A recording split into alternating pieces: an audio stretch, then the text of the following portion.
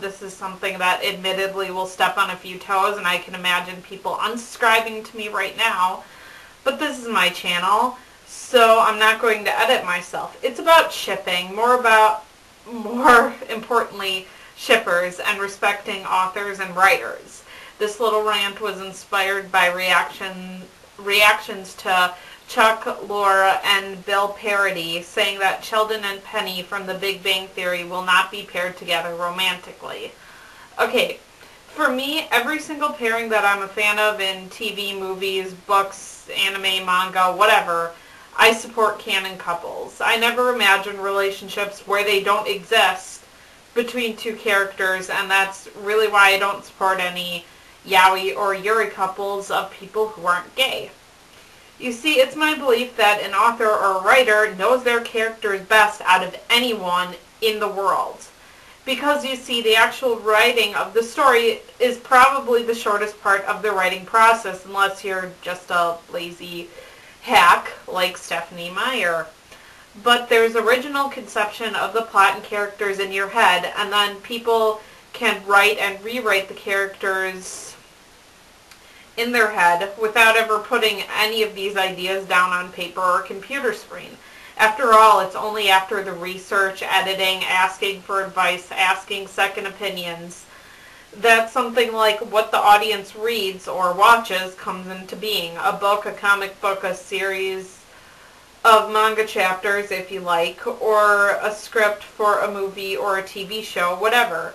So the point I'm making here is that an author or writer can spend months or even years with their characters before they get their work published or it's directed and made into visual media.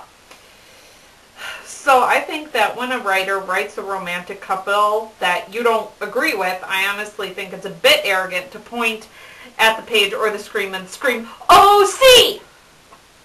Could it possibly be because you shipped a couple that was contradictory to canon, that you rewrote the characters in your head in a way that contradicts the author's vision?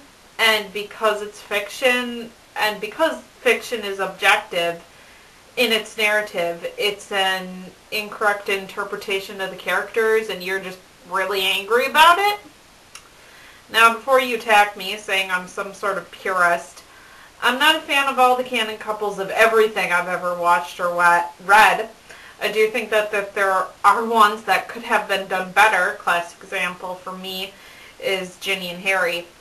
I've had a lot of time to think about this, you know, after the end of the series, and now that everything's been said and done. I think everybody has. And now this is my final stance on it. I understand why Harry was paired with Ginny.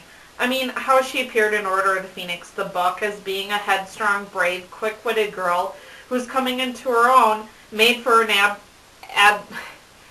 admirable character. And if you don't see that even a little, I think you're just flat out determined not to like her.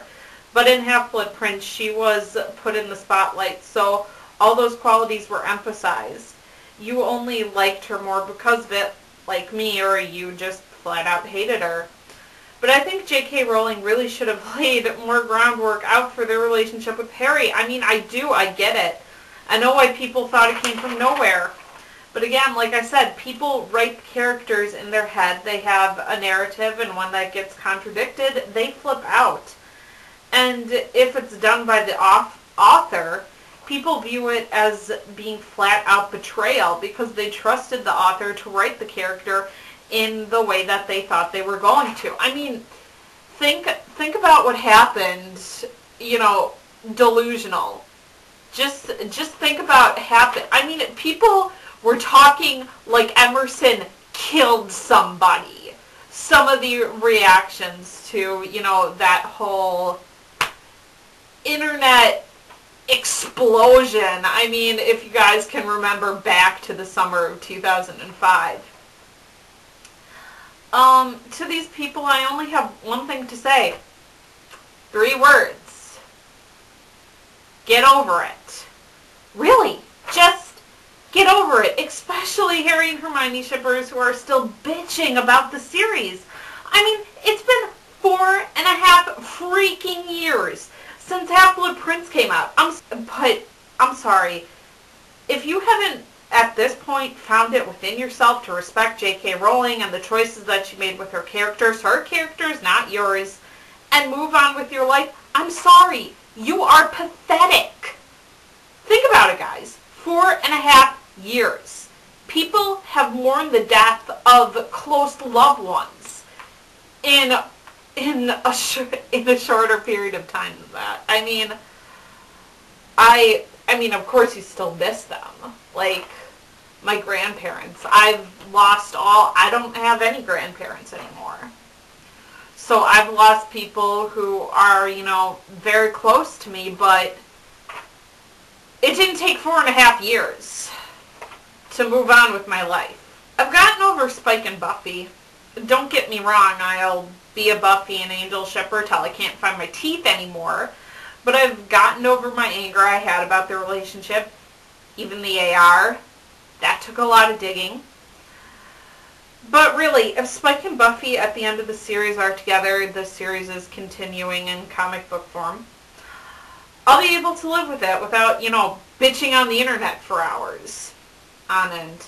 And I would have been able to live with Harry and Hermione as long as the series hadn't turned into the 3rd season of Dawson's Creek with Ron as the Dawson. That would have been that was the worst case scenario for me with the books. That really was. Not Harry and Hermione getting together, but a love triangle erupting in the Harry Potter series, because I knew that Harry Potter was not the place for it, at least not like that. I mean, of course, Snape, Lily, and James, but that's totally a whole nother thing. And it's funny to me now, because Sheldon and Penny shippers are saying that Chuck and Bill are lying. That they must be lying about, saying that Sheldon and Penny won't get together, and that's exactly what Harry and Hermione shippers said. I say in this situation, Occam's razor is your friend.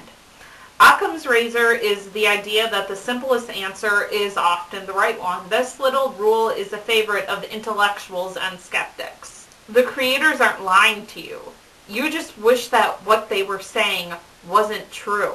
I'm not saying that people can't ship what they want. That would be insane. Ideas about love and what makes for a good model of it are as diverse as people themselves. That's what fanon is for. What it's all about, imagining a world that's different from what the author created. In a Japanese book that I read about otaku, it talked about the grand narrative of story. We would call it canon, and how that's really not important to the postmodern otaku anymore. We're not there in the West. We still care about canon. I don't know if we'll ever be like the Japanese otaku, and I'm not sure if that's a good or a bad thing. All I'm saying is respect the writers of your favorite series a little bit to get over your own shipping bullshit and think about why the writer is putting these two characters together. And no, it's not because the world is against you. The narratives of these stories exist outside of you and not within you. Therefore, they will be different than what you expect. So get over it. Respect your writers. These are the people who have entertained you. So yeah. Get over your bullshit and respect, bitches. I don't know where that came from. Okay. Auf Wiedersehen.